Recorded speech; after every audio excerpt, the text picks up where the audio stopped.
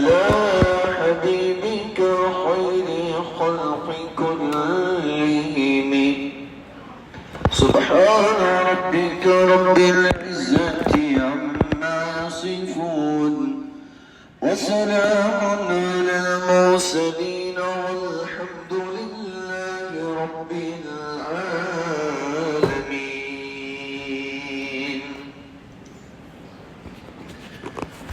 معزز و مکرم علماء کرام، بزرگوں، عزیز نوجوان بھائیوں، گھروں پر بیٹھ کر سن رہی پیاری مائیں، بہنیں اور بیٹیاں، مستقل کئی جماعوں سے سرکار مدینہ رحمت للعالمین خلاصۃ الموجودات حضرت محمد مصطفیٰ احمد مجتبیٰ صلی اللہ تعالی علیہ وسلم کے ذکر پاک سے ہماری جماعوں کو سجایا جا رہا ہے، اور اس کے ذریعے ہمارے دلوں میں عشق کا چراغ جلایا جا رہا ہے۔ یہ شوق پیدا کیا جا رہا ہے کہ ہر مومن کا ایمان یہ کہتا ہے کہ اللہ کے رسول علیہ السلام کا ذکر اس کی زندگی کا حصہ ہونا چاہیے۔ نعت پاک رسول یعنی اللہ کے رسول صلی اللہ تعالی علیہ وسلم کی تعریف کو بیان کرنا، آپ کے اوصاف کو بیان کرنا، آپ کی صفات کو بیان کرنا، آپ کی سیرت کو بیان کرنا، اس کا سننا، اس کا سمجھنا اور اسے پھر عمل میں لانا، یہی ہماری زندگی کا مقصد ہونا چاہیے۔ ان مختصر سی باتوں کے ذریعے ہمیں یہی بات سمجھانے کی کوشش کی جا رہی ہے کہ یہ چھوٹی چھوٹی باتیں ہمارے دلوں میں یہ شوق پیدا کر دیں کہ ہم مکمل سیرت کو پڑھیں اور اسی نمونے کے مطابق اپنی زندگی کو بنا لیں۔ ذکر رسول کی اہمیت کو بیان کرنے کے بعد اللہ تعالیٰ نے جن حروف کے ساتھ قرآن الکریم کو نازل فرمایا ہے، الف سے لے کر یا تک، حضرت عامہ عائشہ صدیقہ رضی اللہ تعالی عنہا سے تو جب پوچھا گیا اللہ کے رسول علیہ السلام کے اخلاق کے بارے میں کہ آپ کے اخلاق، آپ کے اوصاف کو بیان کیا جائے، کیا ہے؟ اما عائشہ نے مختصر سا جواب، قرآن نہیں پڑھتے، کان خلقہ القرآن، پورا قرآن یہی تو اللہ کے رسول علیہ السلام کے اخلاق ہے۔ اللہ تعالیٰ نے آپ کی نعت میں، آپ کی صفات میں، آپ کی زندگی میں، آپ کے اخلاق میں، آپ کے طور و طریق میں، آپ کے رہن سہن میں، آپ کے اٹھنے بیٹھنے میں، آپ کے سونے جاگنے میں، آپ کے بولنے میں، آپ کے گھروں میں رہنے میں، آپ کے باہر کے رہنے میں، ہر چیز کو تو قرآن نے ذکر فرمایا، کان خلقہ القرآن، اور پھر ڈنکے کی چوٹ اعلان فرما دیا، انک لعلی خلق عظیم، آپ سے بڑھ کر اخلاق میں، اوصاف میں، مراتب میں، کمال میں، جمال میں، حسن میں اور کوئی ہو ہی نہیں سکتا۔ یہ تو دنیا کے اندھے دکوسوں اور نالائکوں اور ناپاکوں کا کام ہے۔ اللہ کے رسول علیہ السلام کی شان میں گستاخی کرنا اور انگلیاں اٹھانا، قرآن نے اعلان کر دیا، قیامت تک یہ اعلان پڑھا جائے گا، انک لعلی خلق عظیم، ساری دنیا جمع ہو جائے، اللہ کے رسول علیہ السلام کی نعت اور آپ کے اوصاف میں نقص اور کمی بیان کرنے میں اللہ کے رسول علیہ السلام کے اخلاق، آپ کے اوصاف، آپ کی نعت میں ایک ذرہ برابر بھی کمی نہیں ہو سکتی۔ قرآن کا اعلان ہے۔ یہ گندے، خبیث، اوباش قسم کے لوگ جن کی خود کوئی ویلیو نہیں ہے، اس لیے مومنوں کے لیے ضروری ہے اللہ کے رسول علیہ السلام کی سیرت کو پڑھنا، سننا، سمجھنا، اس لیے ضروری ہے کہ مومن اپنے طور و طریق سے، اپنے اطوار سے، اپنے اخلاق سے، اپنے افعال سے، اپنے اعمال سے، اپنے اقوال سے اللہ کے رسول علیہ السلام کی سیرت کو بتلانے والا ہو۔ اس لیے ضروری ہے، ہم قرآن میں پڑھتے ہیں الف، ہے نا، الف لام میم، الف پڑھتے ہیں تو اللہ نے بتلا دیا میرے نبی کا اسم تمہیں یاد ہونا چاہیے۔ گزشتہ جمعہ یہیں پر بات ختم کی تھی، محمد ہم نے نام پسند کیا ہے، وَكَانَ اسْمُهُ احمد، ایک اور نام ہے احمد۔ اللہ تعالیٰ نے پیارے آقا علیہ السلام کے القاب قرآن میں ذکر فرمائے۔ القاب، آپ کا یہ لقب، یاسین کہا، طٰہٰ کہا، مزمل کہا، مدثر کہا، عبد کہا، آپ کے القاب ہیں۔ رسول اللہ کہا، نبی اللہ کہا، یہ آپ کے القاب ہیں۔ آپ کا حسب نسب یاد ہونا چاہیے، کس خاندان سے ہیں، کس میں آپ پیدا ہوئے، کہاں آپ پیدا ہوئے۔ عرب میں پیدا ہوئے، عرب کے سب سے اونچے خاندان میں پیدا ہوئے، جن کا نسب سب سے اونچا، آپ سے بڑھ کر عرب میں کوئی نسب والا خاندان نہیں تھا۔ قریش عرب کا سب سے اونچے نسب والا خاندان ہے۔ یہ سارا قریش میں بنی ہاشم، جس میں پیارے آقا علیہ السلام پیدا ہوئے، ساری اولاد حضرت اسماعیل علیہ السلام کی، اور وہ بیٹے ہیں حضرت ابراہیم علیہ السلام کے، اور وہ بیٹے ہیں ایک نبی کے۔ آئے ہائے ہائے، کہاں نسب ملتا ہے، ملتا جائے ملتا جائے ملتا جائے، آج تلک جیسا نسب پیارے آقا علیہ السلام کا اس دنیا میں محفوظ ہے، دنیا کی کسی اور شخصیت کا محفوظ نہیں۔ اور انگلی اٹھانے والوں، اللہ کے رسول علیہ السلام کی شان میں گستاخانہ فکر کسرے وقت، کان کھول کے سنیں، کان کھول کے سنیں، اور مومن اپنے دل میں یہ بات بٹھائیں، اس سے بڑھ کر نسب والا نہ کوئی دنیا میں آیا ہے، نہ ہے، نہ قیامت تک کوئی دنیا میں آئے گا۔ سب سے پاکیزہ نسب، روایتوں میں لکھا ہے، نشر الطیب فی ذکر النبی الحبیب الکریم، حضرت اقدس حکیم الامت رحمت اللہ علیہ کی ایک لکھی ہوئی بہت عظیم کتاب ہے، اس میں یہ حدیث نقل کی ہے۔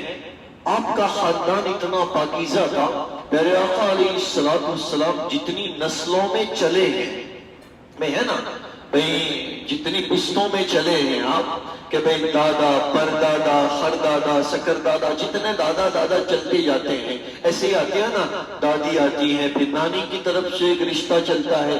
پیارے آقا علیہ السلام جتنی پشتوں سے آئے ہیں، آقا علیہ السلام کی کبھی بھی کسی بھی پشت میں کسی عورت نے کبھی کوئی گناہ کا کام نہیں کیا۔ اتنا اونچا نسب ہے آپ کا، اتنا اونچا خاندان ہے آپ کا۔ ہمیشہ پاکیزہ پشتوں میں آپ نے کروٹیں لی ہے، ہمیشہ۔ کبھی کسی عورت نے آپ کے خاندان میں بے حیائی کا کام نہیں کیا، بے شرمی کا کام نہیں کیا۔ اتنا اونچا خاندان، اتنا پاکیزہ خاندان، جس میں پیارے آقا علیہ السلام کی ولادت ہوئی۔ مومن کو یاد ہو، ہم الف پڑھتے ہیں تو آپ کا اسم مبارک یاد ہو، آپ کا نسب یاد ہو، آپ کا خاندان یاد ہو۔ نمبر 2، آپ کی اولاد یاد ہو، بیٹے ہیں قاسم، بیٹے ہیں عبداللہ، بیٹے ہیں ابراہیم۔ قاسم اور عبداللہ خدیجہ سے پیدا ہوئے، ابراہیم ماریہ قبطیہ سے پیدا ہوئے۔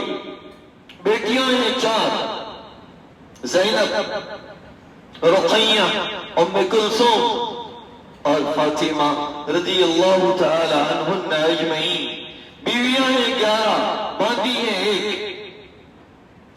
یہ سب مومنوں کو یاد ہو، اللہ کے رسول علیہ السلام کی اولاد۔ الف پڑھتے ہیں، الف سے اولاد یاد ہو، الف پڑھتے ہیں، الف سے ازواج یاد ہو۔ یہ آپ کے خاندان کے ساتھ پیارے آقا علیہ السلام کے ساتھ محبت کا تعلق ہے کہ ہمیں آپ کی ہر چیز یاد ہو. الف پڑھتے ہیں آپ کے اخلاق میں پیارے آقا علیہ السلام کی امانت داری یاد ہو. آپ کی امانت، کیا کہنا پیارے آقا علیہ السلام کی امانت کے بارے میں. اصل میں امین کہا جاتا ہے، امانت دار کہا جاتا ہے جو سچائی میں اور وفا میں بالکل پکا ہو، جن کی سچائی، صدق اور وفا، جن کی سچائی اور جن کی وفا بالکل پکی ہو.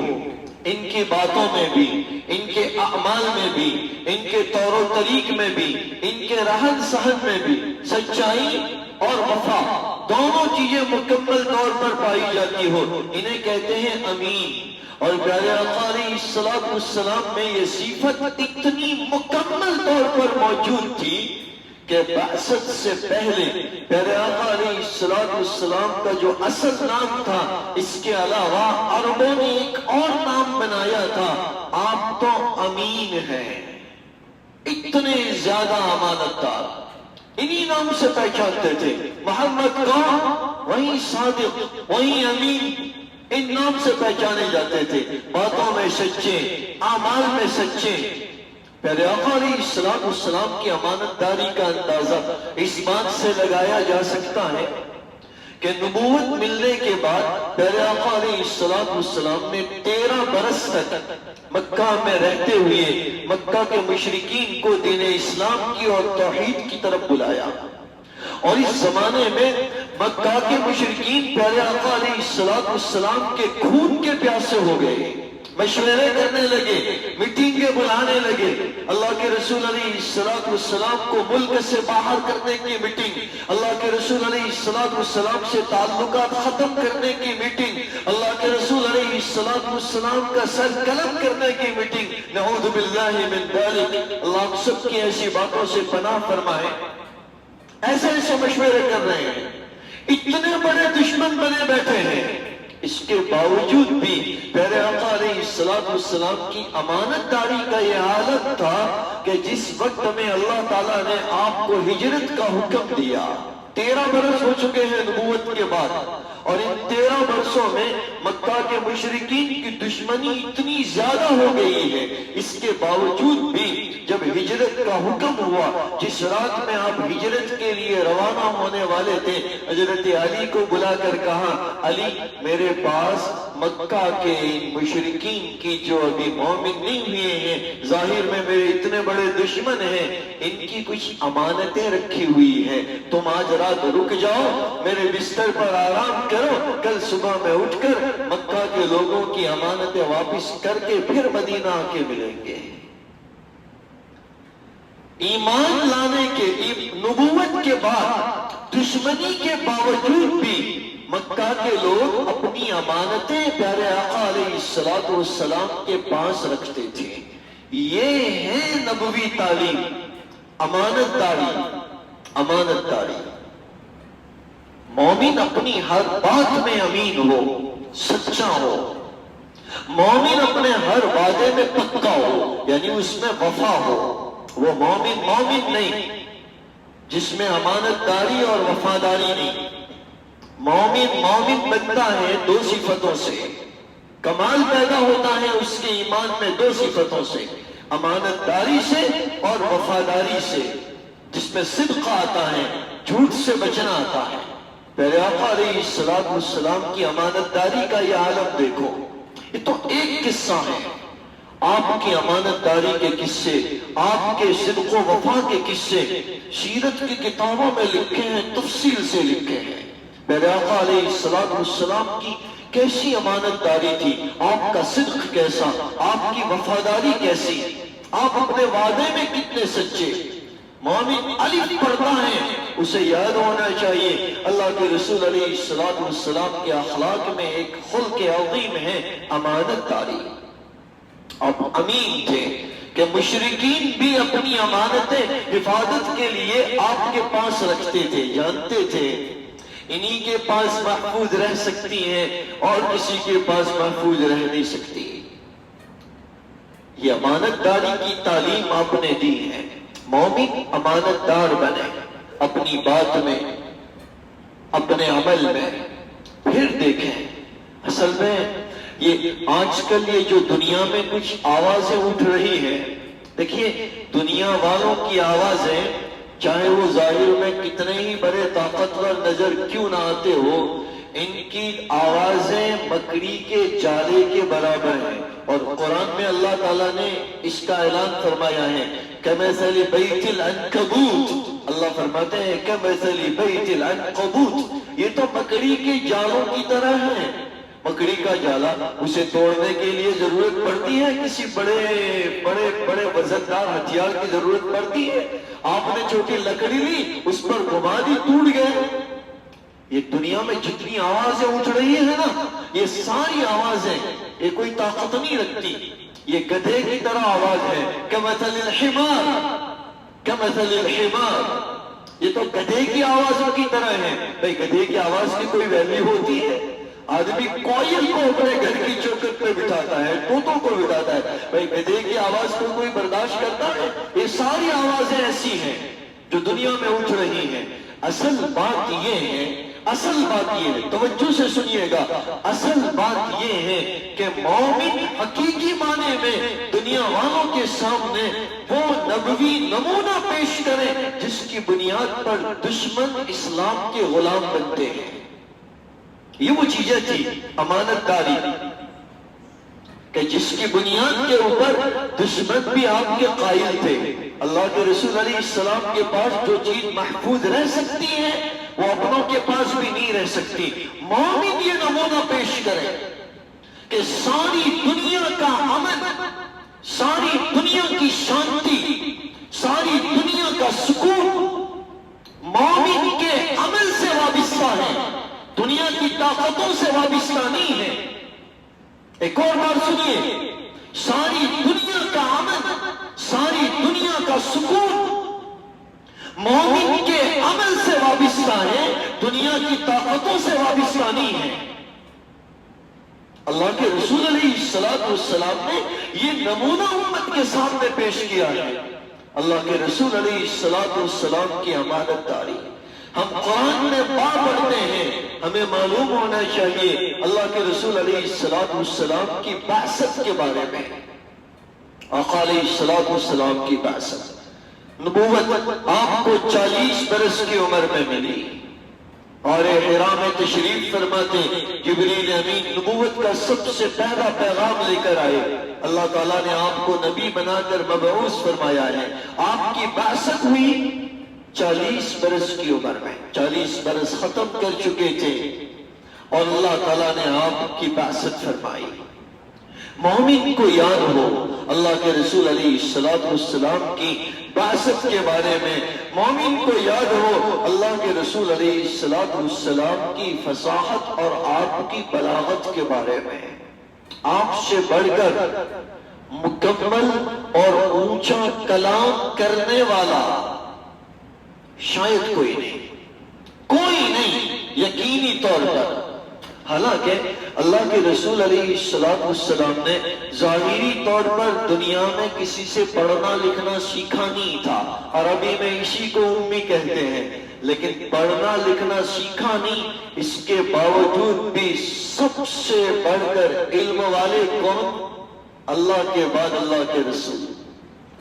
کیوں؟ یہ تو ایک معجزہ ظاہر کرنا تھا نا دنیا والوں کے سامنے، ایک معجزہ ظاہر کرنا تھا کہ دیکھو یہی تو نبی ہے، یہی تو نبی ہے جس کو براہ راست اللہ کی طرف سے تعلیم دی جاتی ہے، اللہ کی طرف سے. قرآن کریم میں ہم کچھ ایسے حروف پڑھتے ہیں جس کا معنی کسی تفسیر میں لکھا نہیں گیا. علماء بھی موجود ہیں، ہم میں جو قرآن کریم کی تلاوت کرتے ہیں، ہم سب تلاوت کرتے ہیں اور سب جانتے ہیں. الف لام میم پڑھتے ہیں، اس کا معنی کسی تفسیر میں لکھا ہے؟ نہیں. بلکہ الف لام را پڑھتے ہیں، لکھا ہے؟ نہیں لکھا. اس کے حروف مقطعات کہتے ہیں. ایسے حروف ہیں سورت کے شروع میں لکھے جاتے ہیں، مفسرین نے لکھا ہے، ہمیں معلوم نہیں، دنیا کی کسی تفسیر میں نہیں لکھا گیا، لیکن اللہ تعالیٰ نے اپنے رسول کو ضرور بتلایا ہے. اللہ تعالیٰ نے اپنے رسول کو ضرور بتلایا ہے. اللہ تعالیٰ نے ایسی فصاحت، ایسی بلاغت آپ کو عطا فرمائی. کلام کریں تو ایسا کلام کریں سامنے والا ماننے پر مجبور ہو جائے. آپ ایسا کلام فرماتے ہیں، آپ چھوٹی سی بات بیان فرماتے اور چھوٹی چھوٹی باتوں کے ذریعے بڑی بڑی باتیں آپ سکھلا دیتے. اسی لیے آپ کو جوامع الکلم کہا جاتا ہے. آپ کے ایک کلیمے میں کئی کئی چیزوں کی تعلیم ہوتی تھی. ایک کلیمے میں کئی کئی چیزوں کی تعلیم ہوتی تھی. ہم قرآن میں پڑھتے ہیں پیارے آقا علیہ السلام کی بلاغت اور آپ کی فصاحت یاد ہونی چاہیے. اللہ کے رسول علیہ السلام نے جو باتیں ارشاد فرمائی ہیں، اللہ تعالیٰ نے قرآن الکریم میں جسے وحی سے تعبیر فرمایا ہے، ان هو الا وحی یوحی، ایسی باتوں کی مثال نہ اس وقت میں تھی، نہ آج ہے، نہ قیامت تک آ سکے گی. آپ نے اتنا فصیح کلام فرمایا، آپ نے اتنا بلیغ کلام فرمایا. فصاحت اور بلاغت قانون کے اعتبار سے، قاعدے کے اعتبار سے، اصول کے اعتبار سے، گرامر کے اعتبار سے، جنہیں اپنے گرامر کہیے، گرامر کے اعتبار سے جس میں ایک نکتے کی بھی غلطی نہ ہو، اسے کہتے ہیں فصاحت و بلاغت. آپ نے ایسا کلام فرمایا، آپ کی فصاحت، آپ کی بلاغت، دشمن آپ کے پاس آ کر بیٹھتا اور آپ کا کلام سن لیتا، دشمن لاجواب ہو جاتا، کوئی جواب ہی نہیں ہوتا. آپ کی بلاغت، آپ کی فصاحت یاد ہو. ہم پڑھتے ہیں پیارے آقا علیہ السلام کے بیع و شراء کا طریقہ یاد ہو. واضح ہے بیع و شراء، بیع کا معنی بیچنا، شراء کا معنی خریدنا. اللہ کے رسول علیہ السلام کے ہجرت سے پہلے کے حالات اور نبوت سے پہلے کے حالات، جس میں بیع کا تذکرہ ملتا ہے، آپ کے بیچنے کا تذکرہ ملتا ہے، آپ کی تجارت کا طریقہ ملتا ہے. کیا عمدہ احکام، کیا عمدہ تعلیم پیارے آقا علیہ السلام نے اس کے متعلق دی ہے. دنیا کے کسی بھی اصول میں، دنیا کے کسی بھی قانون میں بیچنے اور خریدنے کے متعلق وہ تعلیم نہیں ملتی جو بیچنے اور خریدنے کے احکام پیارے آقا علیہ السلام نے بیان فرمائے ہیں. اور جو طریقہ آپ نے رائج فرمایا بیچنے اور خریدنے کا، خریدنے کے اکثر واقعات ہجرت کے بعد ملتے ہیں. خریدنے کے بعد آپ کا خریدنا یہ اکثر ہجرت کے بعد پیش آیا ہے. تو مومن کو یہ یاد ہو ہم کیسے کریں. یہ اس لیے بیان کیا جا رہا ہے کہ آپ ہر چیز پہ ڈھونڈو گے، اللہ کے رسول علیہ السلام کی تعلیم اس میں ملے گی. اللہ تعالیٰ نے ہمیں ایسے مکمل نبی عطا فرمائے ہیں. یہ کمال ہمیں اپنی زندگی میں پیدا کرنا ہے اور جواب دینا ہے، جواب دینا ہے یہ نالائقوں اور ناپاکوں، گستاخی کرنے والوں کو، کہ تمہارے ایسے گستاخی کرنے سے ہمارے آقا صلی اللہ تعالی علیہ وسلم کی شان میں ذرہ برابر کمی آنے والی نہیں ہے. کمال ایسا ہے، یہ چیزیں ہمارے اندر کمال پیدا کر سکتی ہے. ہر آدمی یہ شوق پیدا کرے، اسے جانے سمجھے، پھر اپنی زندگی کا حصہ بنائے. اللہ تعالیٰ مجھے آپ سب کو اور پوری امت کو اخلاص کے ساتھ اس پر عمل کی توفیق عطا فرمائے. آمین. وآخر دعوانا ان الحمد للہ رب العالمین.